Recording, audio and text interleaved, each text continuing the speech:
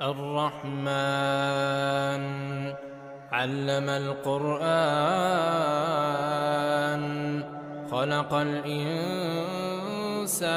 علمه البيان الشمس والقمر بحسبان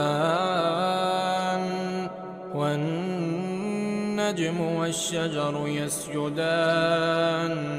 والسماء رفعها ووضع الميزان ألا تطغوا في الميزان وأقيموا الوزن بالقسط ولا تخسروا الميزان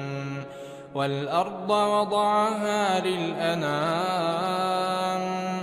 فيها فاكهة